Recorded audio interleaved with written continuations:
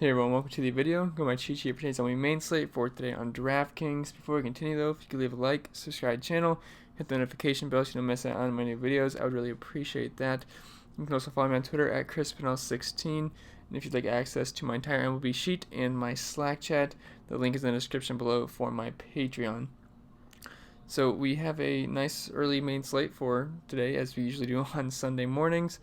So anyway, let's get into it. I have three pitchers I'm pretty interested in tomorrow. We have Justin Verlander at 12,400, Jacob Junis at 7,900, and Fulte at 7K versus Miami. So all three pitchers are in really good matchups. So let's go into the pitching sheet, preview of the pitching sheet, which is available on Patreon, to see why I like the guys I do like. So if we sort this by salary, which I do like to do, just to show you guys. So we have Justin Verlander on the mound versus Baltimore, and the Astros absolutely went nuts versus Baltimore today. His final score was 23-2. And last time I looked, they might have scored again, but they actually went nuts. But Justin Verlander, he's one of the best pitchers in the entire game. That reflects in his price tag at 12,400. He's got elite numbers this season: 3.43 xFIP, 34% strikeout rate, low 5% walk rate. He's going to be a massive favorite again. Aaron Sanchez was a massive favorite. Justin Verlander is going to be even a bigger favorite, especially after what they just did to the Orioles last night or tonight. But the matchup's good. I know the Orioles aren't the worst team versus right-handed pitching, but that doesn't mean they're any good either. If you just take a look at their splits, 23% strikeout rate, which is pedestrian, but 164 team ISO, 301 team WOBA, 85 WSA plus. Those are pretty weak numbers all around. Justin Verlander's got an elite strikeout rate at 34%. So I do think he is the top spin up of the entire slate. I would try to get him in all of your lineups, as I think he's got 40-point upside, and there's enough value bats to get it done without sacrificing top end bats. Then the next guy I want to talk about is Jacob Junis at 7,900. Now this is all about the matchup. So I don't love playing Jacob Junis. He does give up a good amount of power, but it's a great matchup versus Detroit, who's, we all know, struggles versus righties mightily. If you look at their splits versus righties, they got 26.5 strikeout percentage, 150 team ISO, 282 team WOBA, 73 WRC plus. And if you look at those numbers, they're pretty bottom of the barrel in all categories compared to the rest of the teams on the entire slate. So I think this is a fantastic matchup for Junis. He's got strikeout upside. Now he does give up some power, but the thing with the Tigers, they don't have a ton of power whatsoever. So I do think Junis is a really good SP2 option. And then we have Fulte at 7K, and he just draws the good matchup versus the Marlins. He excelled in a much tougher matchup last time out. And righties versus the Marlins are pretty much the way to go this season. If you look at their splits versus righties, you're going to see a lot of green bars because they're just pretty awful versus them. They have a looking at throwing numbers here. They have a 25.3% strikeout rate, only at 123 team ISO, 280 team WOBA, 75 WRC plus. These numbers are all very, very bad. So I do think this is a fantastic matchup for Fulte, and I would fault you for going Fulte and Junis as your pitching combo, and you want to load up on those, let's say Astro bats, if you don't think Verlander's going to hit value. So those are my three favorite pitchers of the slate. I wouldn't fault you if you want to go Jacob deGrom or Luis Castillo. I think those are fine options too, but I much prefer spending up for Verlander. So anyway, that's my thoughts on pitching. Let's get into some of the bats. And I'm sorry if this video is a little bit more condensed, but I'm on vacation, so I'm trying to get the video out for you guys. But I still did my research, but I just apologize if this is a shorter video than usual for those of you who like longer videos. So we have Christian Vasquez at 4,400. I do like the Red Sox quite a bit versus Patrick Sandoval. Now I know he had a pretty good game his first time out versus the Cincinnati Reds, and he had 8 strikeouts, but this is a much tougher matchup going against the Red Sox with, Mookie Betts, Vasquez, JD Martinez, and Bogarts. It's a tougher task for sure. So I do like the Red Sox getting the advantage here. They have an implied run total of over 6 at the moment. And Vasquez has been very good versus lefties this season, so I can definitely see a much worse game from Sandoval in this one. Then we have Robinson Chirinos at 4,100 versus Asher, I don't even know, Wachowski, possibly. Now, he had a pretty decent start when he got called up, when he got traded, and then I guess he did get called up, and then he came up pretty hot. But the past 2 games, he's scuffling. I believe he had 4 and 5 earned runs, somewhere around there, and he's going up against the Astros, who absolutely obliterated the Orioles last night. They got 23 runs, like I said earlier. So I do like loading up on these Astros bats a lot. Robinson Chirinos is fine. Now, Astros been tougher on righties, worse versus lefties, but this entire lineup's a much better hitters than Asher is a pitcher, and that Orioles bullpen's awful as well. So I just want to load up on all the Astros bats that I can get. Then we have Brian McCann versus Hector Noesi, and I'm just going to give the big advantage here to the Braves lefties, although I will say it's not the best park for hitting at all in Miami, but I think they can overcome that versus a pretty bad pitcher in Brian McCann. And then at first base, we have Yuli Gurriel, 5,200. He's actually been slightly better versus righties this season, and he's just a part of that Astros stack that I love a lot. Now, there really isn't one cheap bat in this Astros lineup, so that's going to be tough for them to stack. So I say I wouldn't mind if you're going to go Junis and Fulte and JPPs if you want to get that full stack.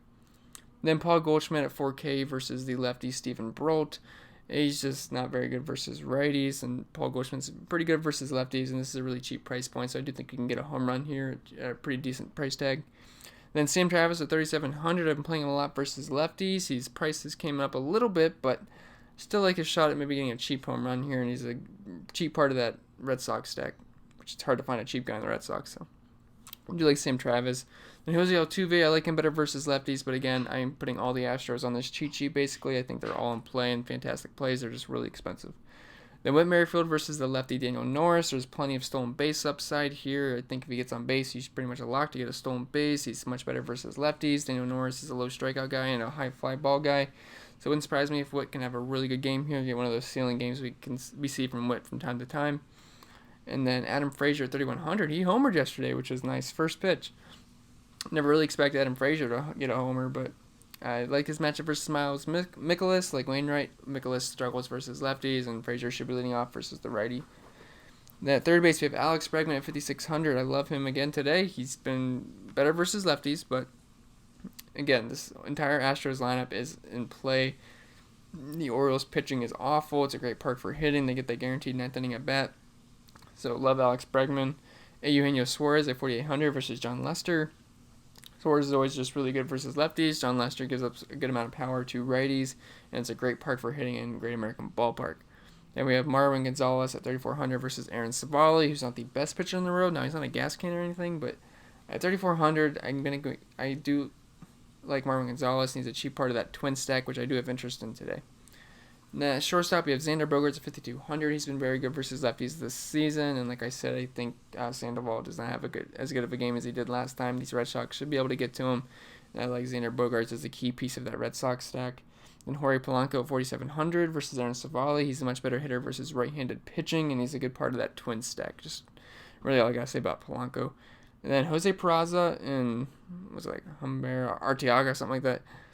They're just really cheap, and if you want to use Verlander and get some high-end bats, I think this is a good place to punt the position. So Peraza is like, I want to say he's 3K, maybe a little bit below that, but Arteaga is like minimum price, if I believe so. He's really close to it, if not. So they're really like dirt cheap, and I think they're both in pretty decent spots. They got the platoon advantage, so don't mind using them at all. Then Mike Trout at 5,800 versus Andrew Kashner. So this is one of my favorite spots of the entire day. I know that's not saying much because it is Mike Trout, and he's just awesome. And he finally got that homer at Fenway Park that he was searching for. So he's now homered at every single ballpark in the league. So yeah, I love Mike Trout. Andrew Kashner's reverse splits righties, giving up a ton of power to righties this season. Mike Trout is the best hitter in baseball versus right-handed pitching. So this is just a smash spot for Mike Trout. Absolutely love him, and with the Astros being on the slate, I think he could go a little overlooked, and he's pretty much my top projected batter on the entire slate. And then the Astros outfield, so that worked out really well last night. Yordan Alvarez had 3 home runs. One was a grand slam. If you played him, you probably did very, very well. Possibly even took down JVP if you had that whole Astros stack and had the right pitching. So Alvarez is in play. Michael Brantley is in play, of course. You guys know I love Michael Brantley, and George Springer is in play as well. For obvious reasons, all these guys. Then the Red Sox outfield, so that's mostly just Mookie Betts and JD Martinez. We all know how great JD Martinez is versus left-handed pitching, one of the best in the entire league, if not the best. So I think he is a core play for me, and I think he's in a fantastic spot. And Mookie Betts, he's slightly worse versus lefties, but if you're going to be stacking the Red Sox, you can't leave off Mookie. Then in the mid-range outfield, we have Whit Merrifield, who I already talked about. Ryan Braun versus the lefty Mike Minor, who has not been as sharp as he was in the beginning of the season.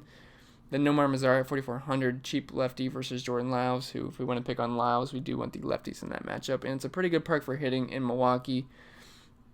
Then in the value outfield, Aquino. Now, he has been absolutely on fire. I want to say that's 7 home runs in his first 10 games. He had 3 dongs tonight or last night, whenever you're watching this. So going against another lefty, I think you just ride the hot hand here. Now, at only 4,200, he's massively underpriced. He's the top value play in my model, and it's a great park for hitting. So load up on Aquino. I think he's a fantastic play. Then Nick Senzel at 4,100, just another righty versus John Lester. Justin Upton at 4K versus Andrew Kashner. 2 reverse splits guys matching up, and you guys always know like that. Kind of like Mike. It's the Mike Trout play, but he's not Mike Trout. He's obviously a much less better version of Mike Trout, but I don't mind Justin Upton at that price point. Marvin Gonzalez already talked about, and then Lorenzo Cain at 3,900 versus the lefty Mike Minor. And then I also forgot to mention in the high-end outfield, I wanted to mention the Twins because I think they're in a good spot, is Eddie Rosario and Max Kepler. So I don't want to leave them out. And then the core plays for me are going to be Verlander at 12,400, Adam Frazier at 3,100, JD at 5,100, and I do want to add Aquino